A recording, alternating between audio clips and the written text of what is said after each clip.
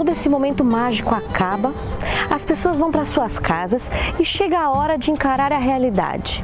Você já sentiu como se tivesse dormido num sonho e acordado num pesadelo? Como se tivesse casado com um príncipe ou princesa, mas quem foi para casa com você foi o sapo? Vinícius de Moraes, no Soneto da Fidelidade, ilustra bem essa realidade do caráter efêmero do amor quando diz: que eu possa me dizer do amor que tive, que não seja imortal, posto que é chama, mas que seja infinito enquanto dure.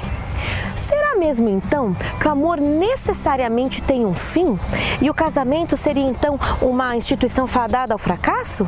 Ainda assim, podemos observar que alguns casais permanecem casados por longos períodos e felizes. Mas será que realmente são felizes? E se são, qual seria o real segredo para a felicidade conjugal? Olha, nosso segredo primeiro é a comunhão com Deus, né? E em segundo lugar, como nós nos comprometemos, uma só carne, um se preocupa com o outro. Ela se preocupa comigo e eu me preocupo com ela. E ambos recebem. É isso mesmo. Obrigada e que Deus continue abençoando a união de vocês. O casamento foi estabelecido por Deus no Éden e o seu propósito era que fosse eterno, tanto quanto seria eterna a existência humana. Porém, quando Adão percebeu, o primeiro homem percebeu que todos os animais tinham uma companheira, exceto ele, sentiu-se sozinho. Mas em Gênesis 2:18 podemos ler: não é bom que o homem viva sozinho, vou fazer para ele alguém que o ajude, como se fosse a sua outra metade. Era o propósito do Criador que houvesse uma companheira também para Adão. Este propósito é válido ainda nos dias de hoje. Mas então, como fazer para que a felicidade que foi experimentada nos primeiros anos do casamento possa ser duradoura e que possamos ser felizes em todas as áreas do casamento, inclusive no que diz respeito à sexualidade? Onde é então que os casais se perdem? Relacionamentos e sexualidade dentro do casamento. Este é o tema do programa Vida Viva que começa agora e a convidada para debatermos este assunto é a apresentadora Darleide Alves.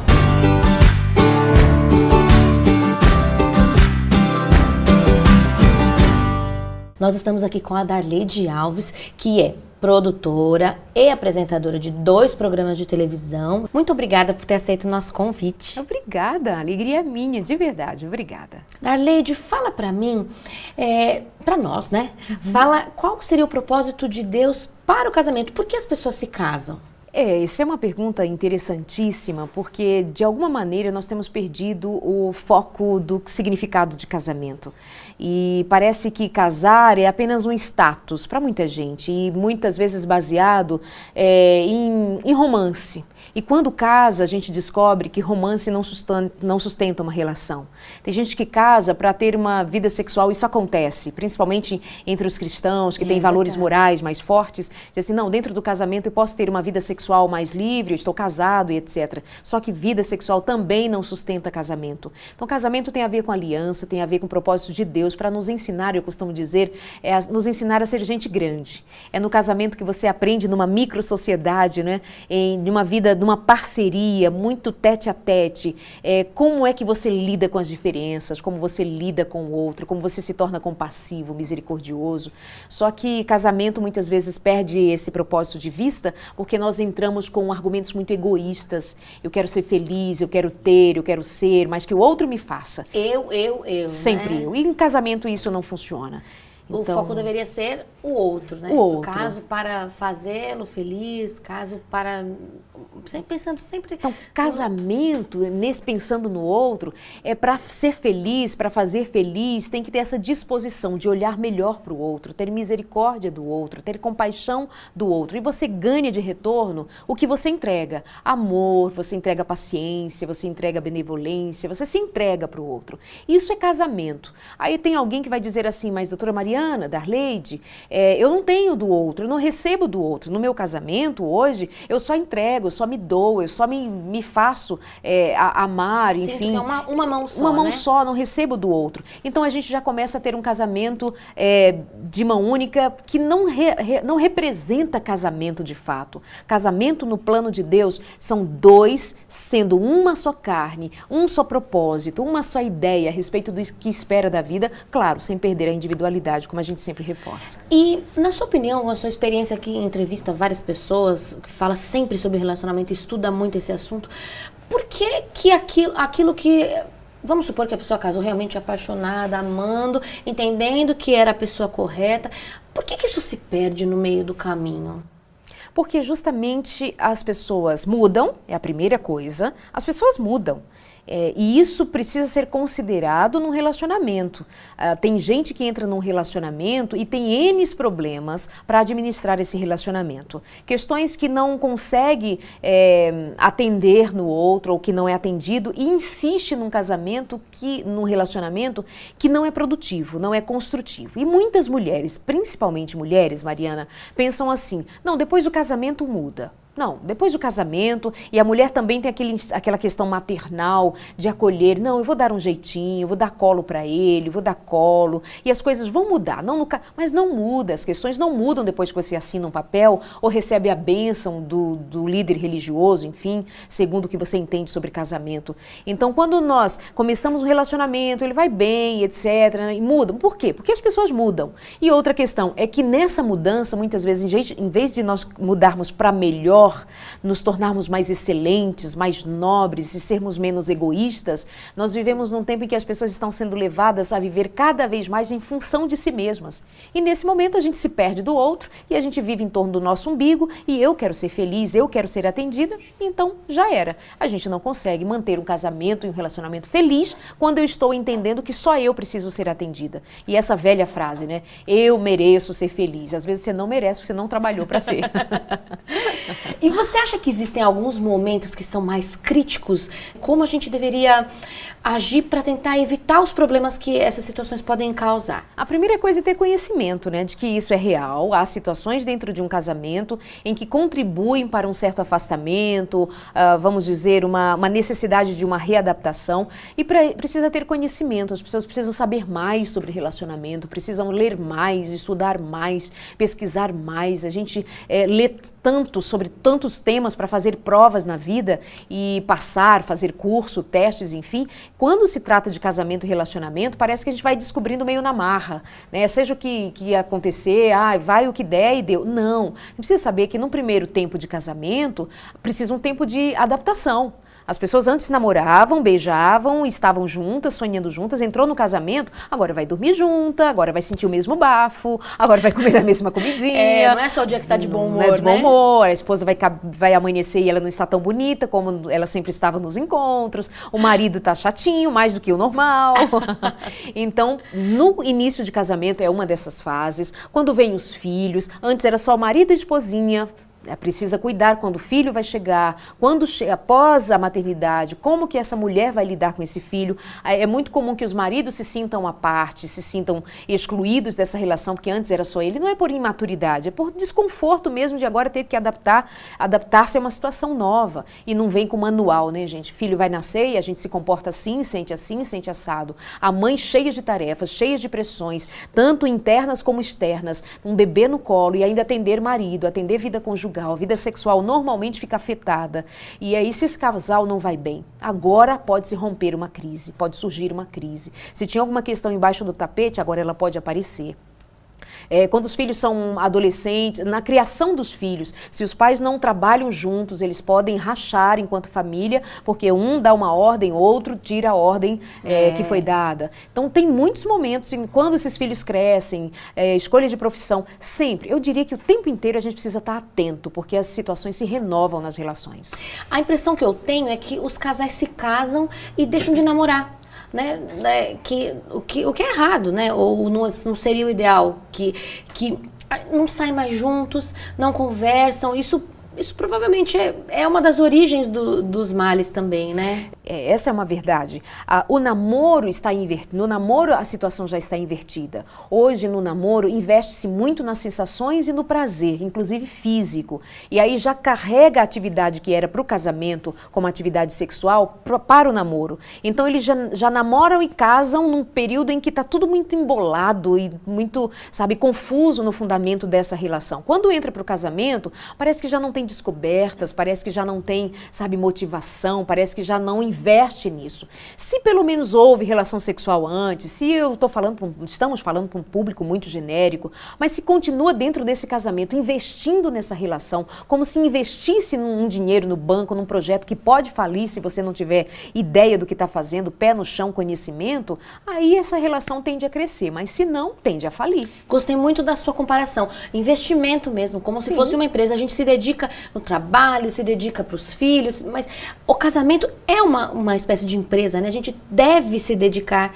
também de corpo e alma. É a família, né? Que depois do relacionamento com Deus é a segunda prioridade da nossa vida, Perfeito, né? é isso. Você está assistindo o programa Vida Viva e hoje nós estamos com a Darleide falando sobre relacionamentos e sexualidade dentro do casamento.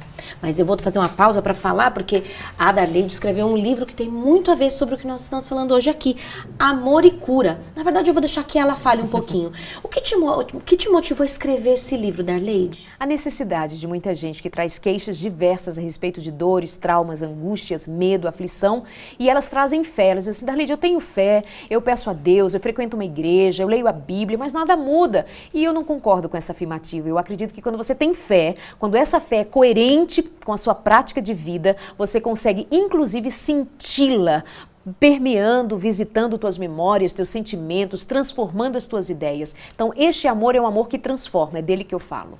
E quem quiser adquirir esse livro aí, quiser ter amor e cura na sua vida? Muito fácil. Pode falar comigo no Face, Darleide Alves Oficial, ou pode visitar o nosso site, onde o livro está disponível, que chama-se autorias.com.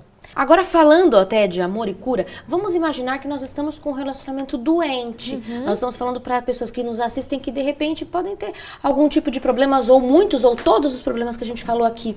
Qual seria o caminho para que a gente ache a cura para esse relacionamento? Uma vez que a gente pensa, nós temos a formação cristã e pensamos que o divórcio talvez não seja a primeira solução, ou a solução, talvez seja fácil, mas não a ideal, né? Como é que a gente busca o caminho da cura? A primeira questão é se reconhecer numa necessidade em que possibilite ser livre até para pedir ajuda. Às vezes, quando nós estamos inseridos num contexto de dor, a gente não tem visão adequada de qual caminho tomar. É ideal que as pessoas entendam que a primeira coisa é reconhecer o contexto em que ela se encontra e se ver nesta situação como responsável também, corresponsável por uma situação que está criada. Às vezes, quando nós estamos num problema, essa relação está doente, eu aponto muito a dificuldade do outro, eu acuso o outro. E não é uma questão de acusar, é que de fato ele Darleide. De fato, ela é responsável. Eu sempre jogo isso sobre o outro. E aí eu me excluo. E quando eu me excluo da situação, então eu fico vulnerável a sair pela tangente mais fácil. Então a questão é reconhecer o ambiente criado, que você tem responsabilidade nele e que as mudanças que você espera não acontecerão na vida do outro, mas na sua vida. Disso eu falo muito no livro. A necessidade que nós temos de começar as mudanças a partir de nós mesmos. Em mim. Em mim, sempre. Eu não posso esperar que as coisas mudem no outro. Não pode ser o marido que mude primeiro para depois eu ser feliz. Não, é antes em mim, meu comportamento, meus pensamentos, minhas palavras, minhas atitudes de modo geral, eu preciso rever. E a partir das mudanças que eu produzir, com certeza, algo muda fora de mim. É uma coisa interessante, enquanto você estava falando sobre isso, eu fiquei pensando, isso deve afetar de modo geral a vida do casal, inclusive na área sexual. A sexualidade fica alterada.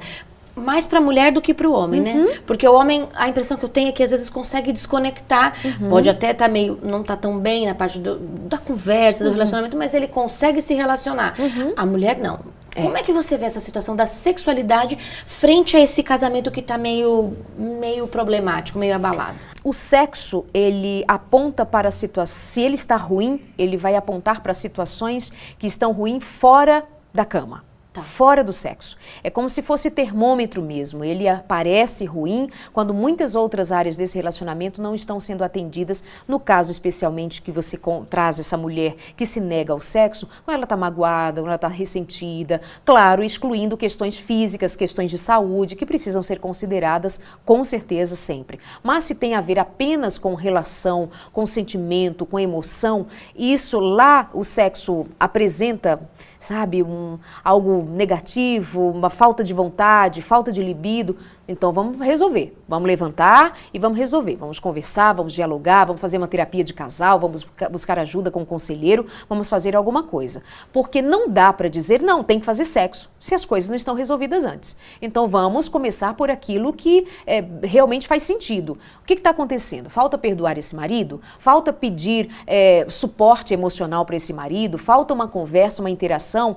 Porque tem mulher também que esconde porque o marido não responde. Ela chama para uma conversa, ele não conversa. Eu costumo dizer para as mulheres, não chama o marido para conversar. Usa de estratégias, usa de outras maneiras, não chama. Quando ele perceber, ele tem que estar envolvido num diálogo. Mas se chamar para conversa, já fugiu. Então, a vida sexual, ela responde muito fazendo referência ao dia a dia do casal. E como que eu sei o momento de procurar ajuda? Quando você sente que está sofrendo. Bateu o sofrimento, a angústia, você já revisitou os seus comportamentos, você já revisitou a sua contribuição nessa relação, qual é a sua parte, tentou modificar em você mesma, em você mesmo, tentou fazer a sua parte, automaticamente você vai perceber diferenças fora. Quando você tem dificuldade de reconhecer-se, de se ver nessa relação como parte dela, então você vai buscar ajuda. Ah, mas o meu marido tem que fazer uma terapia de casal. Faz primeiro você, busca primeiro você. Quando você começar a se modificar, o outro vai ser trazido para isso com muito mais facilidade. Você aconselha que a gente busque ajuda, por exemplo, de pais, de familiares, ou você acha que a gente deve realmente procurar ajuda profissional? Eu prefiro a ajuda profissional ou de um conselheiro à parte. Pode ser alguém da família, pode ser um pastor, mas com muito cuidado, porque os que são da família, eles estão comprometidos e muitas vezes eles tomam partido. Então, se são os pais, vai proteger a filha. Ou tem pais que protegem o genro e vice-versa. Então, precisa ter cuidado com isso. Darleide, enquanto você ficou falando essa história de como procurar ajuda, eu também fiquei pensando que nós precisamos investir no nosso relacionamento, na nossa vida conjugal e também na vida sexual. Eu queria que você desse agora umas dicas pra gente, pra quem está nos ouvindo, como a gente pode fazer para investir no relacionamento, mas agora com enfoque também com a sexualidade. Pois é, a gente às vezes não presta atenção que a sexualidade precisa ser atendida mais de perto, né? Nós investimos muito em trabalhar, na correria, quem tem filhos... É uma parte que existe, não pode ser ela relegada, existe, né? E ela não pode ser relegada à última hora do dia ou a qualquer hora quando der certo, de qualquer maneira. A gente precisa olhar para o sexo como uma parte que tem significado para a vida conjugal como um todo. Um casal que cuida da vida sexual também, se ela cuidou, se prestou atenção, ele deve ter cuidado do relacionamento anterior, do diálogo. Então vamos pensar nessa vida sexual. Eu também não sou favorável a, quando falar de investimento, falar no investimento que diz respeito a todos os dias ser especial, sabe? Piruetas e formas e mágicas. Não, isso não existe. Mas em ter o cuidado de pensar em como fazer sexo, em pensar em o que pode oferecer de algo a mais, com sensibilidade, com boa vontade, de se entregar para um momento especial. Aí alguém vai me dizer assim, mas Darleide, grande cidade, São Paulo, a gente não tem tempo para isso. Precisa separar um tempo para isso sim. Precisa se dedicar a isso sim. Precisa se dedicar a um dia especial, a um momento especial, a um lugar especial, com um enfoque no sexo. Se a gente perde isso de vista e só pensa em menino, só pensa em correria, só pensa em trabalho, só pensa no carro, só pensa na casa, nas coisas que têm significado e importância, mas eu relego a sexualidade para o último plano, isso pode ser um pilar enfraquecido, isso pode dar brecha para que esse casal se vejam como dois irmãos que trabalham apenas porque vivem debaixo do mesmo teto e querem alcançar algum objetivo comum, mas ele já não tem liga, porque sexo é para dar liga, é para criar entre esse casal cumplicidade, sabe, de corpo e de alma, de sentimentos, de emoções, de pensar e, ai, dá frio na barriga. Eu fico pensando que às vezes a gente casa e fica colocando a pior roupa, a camiseta do político para ficar em casa, e o marido a mesma coisa, mas a gente tem que também atentar para esse tipo de coisa. É um respeito, é um cuidado com aquela pessoa que está conosco, não é mesmo? Tem que pensar nisso, tem que cuidar com isso, tem que apresentar-se para o outro bem. E aí vem aquelas dicas comuns, né? Cuidar da aparência, as mulheres precisam continuar cuidando da aparência aparência depois que casam. Os homens precisam se cuidar sim, precisa cuidar se o outro está satisfeito com sua aparência. Que tipo de corpo você está oferecendo para o outro? É o mesmo corpo que você apareceu antes? Claro, vem gravidez, vem filho, mas continua cuidando do peso, continua cuidando da aparência como um todo e da saúde. Claro. A saúde repercute lá no sexo também. Né? O diabético, o depressivo, o ansioso traz sérios problemas para esse sexo. Nós já falamos sobre isso, né? Já te entrevistei, né, princesa, sobre isso. Então a gente precisa pensar na saúde, dando resposta positiva no sexo. Não faz uma caminhada, não faz um alongamento, não cuida do peso, come tudo que vê pela frente, mas quer ter sexo, pode até ter sexo por agora, mas não vai ter sexo bom a vida toda. Pra toda a vida, né? É necessário a gente conversar, porque às vezes a gente tem ideias diferentes sobre sexo. Uma coisa que para um não tem problema, para o outro pode ser incômoda ou danosa. Como é que a gente age diante dessas situações? Se esse casal tira a roupa para fazer sexo, precisa ter a coragem, diante de tirar a roupa, se despir das máscaras, dos medos, das vergonhas. Eu apresento o programa Sem Tabus na TV Novo Tempo e é sobre sexo. Você acredita que não é incomum de eu receber algumas mulheres me escrevendo, dizendo: Darleide, eu não assisto Sem Tabus com o meu marido. Por quê? Por que ela não assiste com o meu marido? Porque ela não gosta de falar do tema sexo do lado do marido. Como assim? Sabe, isso é que eu fico envergonhada. Então, entre um homem e uma mulher casados, no começo de casamento, admite-se que tenha alguns quês, né, ainda Claro. para administrar, para descobrir. Mas o quanto você vai caminhando com este em casamento, por favor, vamos tirando as máscaras, o medo, o nome disso é intimidade. Por isso que sexo não significa intimidade. Intimidade é despir-se das próprias emoções, dos próprios medos, poder confiar no outro e dizer: olha, não gosto disso, não concordo com essa prática sexual, não me sinto bem assim, opa, disso eu gosto, faz isso comigo, faz desse jeito, não faz assim, e ouvir o outro, tá bom, eu não sou muito favorável, mas por você eu vou até aqui. Isso é um combinado. E você lembrou de uma coisa que é importante, assim como todo relacionamento, o relacionamento sexual também é agradar o outro, não Isso. somente agradar Não. a si mesmo, né? Não.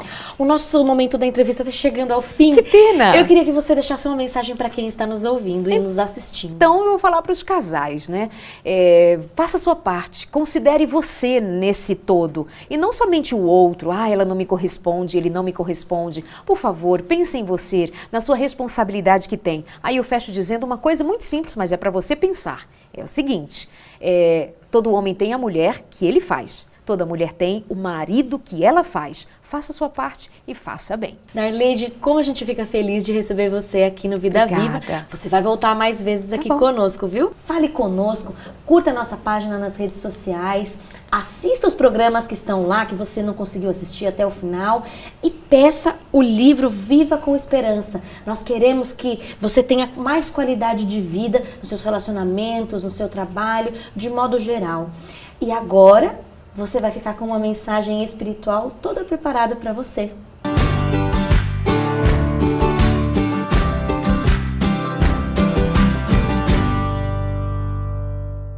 Hoje foi falado no programa a respeito da sexualidade no casamento. E nada melhor do que um parque para nós entendermos a beleza da natureza, este local que traz paz, este local esplêndido. E assim é o casamento. É um local de paz, é um lugar esplêndido que foi fundado pelo Senhor. Mas o que a Bíblia nos diz a respeito do casamento? O que a palavra de Deus nos fala a respeito desta instituição tão maravilhosa que é o casamento? Nós vamos abrir a palavra de Deus em Gênesis capítulo 2, o versículo 23. E a palavra do Senhor nos diz assim: E disse o homem: Esta afinal é osso dos meus ossos e carne da minha carne. Chamar-se-á varoa, porquanto do varão foi tomada. Por isso deixa o homem pai e mãe e se une à sua mulher, tornando-se os dois uma só carne. O que a palavra de Deus está nos dizendo? A palavra de Deus está nos dizendo que o casamento é uma bênção de Deus. O casamento precisa ser praticado. Deixa o homem o seu pai e sua mãe e une-se à sua esposa. Quando nós entregamos a nossa vida à nossa esposa, quando entregamos a nossa vida ao nosso marido, existe felicidade, porque Deus está presente e Deus precisa estar presente no casamento. Você deseja alegria no seu casamento? Você deseja felicidade no seu casamento? Você deseja ter esse encontro com a paz no casamento? Nada melhor do que colocar Deus no casamento. Aí, meu amigo, a sexualidade será perfeita no casamento, porque será praticada com alegria, com amor e não por obrigação. O que a palavra de Deus está nos dizendo é que nesta união não existe nada melhor do que Deus no casamento. E eu pergunto a você, Deus tem estado em seu casamento? Deus tem participado do seu casamento? Se não tem participado do seu casamento, chegou o momento de Deus participar do seu casamento. Coloque o seu casamento nas mãos de Deus e você terá paz, você terá alegria, você vai conseguir galgar os sonhos que você estabeleceu um dia no altar com a sua esposa e com o seu marido. Querido, este é o momento de você entregar a sua vida, a vida da sua família ao Senhor Deus. Lembre-se, a esposa que está aí ao seu lado foi um presente de Deus para você. O marido que está aí ao seu lado foi um presente do Senhor. E por que não sentir esta paz do casamento, tal qual estamos sentindo neste momento, neste parque, com a natureza esplêndida e pelo poder de Deus na nossa vida. Então, coloque Deus na sua vida. Entregue este amor na mão do Senhor e você terá alegria e alegria para sempre. Eu quero fazer um convite especial a você.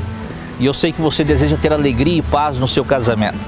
E nada melhor do que participar conosco na Igreja Adventista Central de São Caetano do Sul.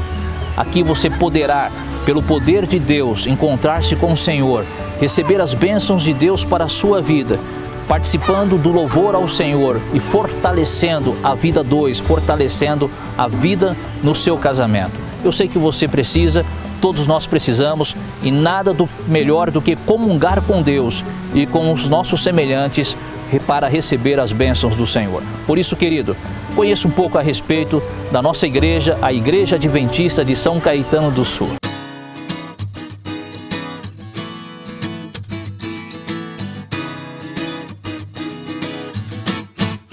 Esta é a Igreja Adventista do Sétimo Dia de São Caetano do Sul. Aqui passamos momentos agradáveis junto aos nossos amigos e familiares. Quando a gente vai na igreja e a gente conversa com as pessoas e percebe que elas têm as mesmas dificuldades que a gente, que elas passam pelos mesmos problemas que a gente, e mais do que isso, que elas têm as orações, as respostas dessas orações respondidas também, a gente se anima, a gente fica feliz, a gente aumenta a nossa confiança em Deus. Então eu penso que essa comunhão na igreja fortalece a nossa fé, por isso que é importante a gente frequentar a igreja. Alguns dizem assim, não é necessário estarmos numa igreja porque basta o que eu tenho no coração, né? Mas dividir o que nós temos, aquilo que nós aprendemos entre irmãos, dentro da igreja, faz toda a diferença no nosso dia a dia, sim.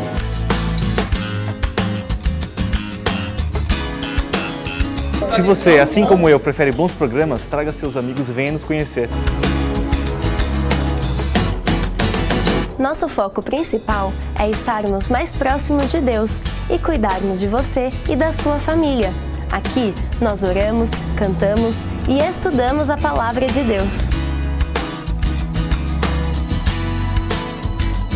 E é na igreja que nós conseguimos expressar a nossa adoração, principalmente uma adoração ao verdadeiro Deus. Aqui eu consigo tudo o que eu preciso para a minha vida, tudo que eu preciso no meu relacionamento, nos meus estudos, na minha vida diária, minha comunhão com o próximo, tudo eu encontro aqui, porque Deus é a essência de tudo. Aqui temos muita música boa e bons amigos. Venha nos conhecer e convide os seus amigos. Estamos de portas abertas esperando por você. Visite o nosso site iasdsãocaetano.com.br.